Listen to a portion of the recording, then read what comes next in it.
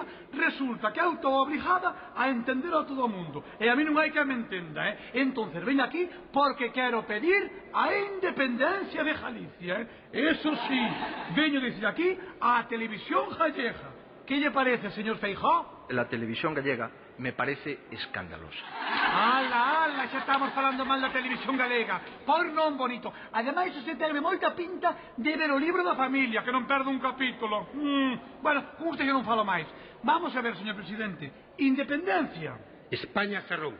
Bueno, María Batousa. Se rompe, que rompa dunha vez, que rebente e acabamos toda. Mire, sabe que ten vostede, presidente? Sabe como se chama o que ten vostede? Quer sabelo? Un cántico pesimismo de país. Pois sí, mira como sabe. Por se dá cuenta que ten ese problema, usted ten que quitar de eso, Ai, Dios mío, se non somos nada. Bueno, señor Quintana, a vostede sí que lle gusta a independencia, Bueno, xa lle gustou máis do que lle guste, que eu ben o conozo. Vamos a ver, xa está contento, non? Nunca será suficiente o meu agradecemento a vostede. Ai, señor Quintana, como vostede, non ten nada que me agradecer. Sabe que yo fago todo de corazón. Eso sí, voulle pedir aquí un pequeniño favor. Se algún día pasa no seu cochazo que ten esa nevera tan preciosa no asiento de atrás, ven por allí pola parroquia, toma un cafetiño que queira. Mais que nada, para que as veciñas se poñan un pouco histéricas. Eso sí, bueno, quedou aquí todo grabado, non, señorías? Dende hoxe, Galicia independencia, Un aplauso, otro aplauso. Señor Santo. Y un aplauso, mal tocado, te la saca. ¡Hala! Hasta vernos, Joder, qué trabajo tengo hoy. Qué atareadísimo estoy. Majestad, los gallegos que se han separado otra vez.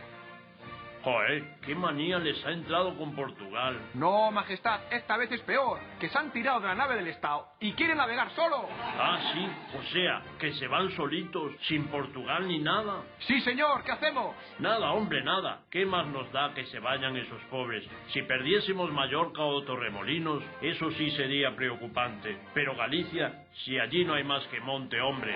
Pero tenemos un problema, Majestad. Es por los pimientos picantes del padrón, que le gustaba mucho al marichalar.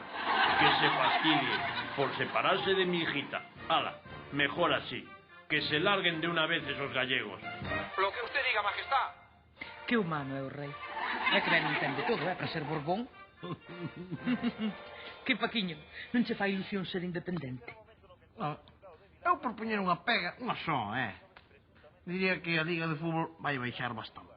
Porque que non é o mesmo xogar contra o Barcelona que contra o Londres.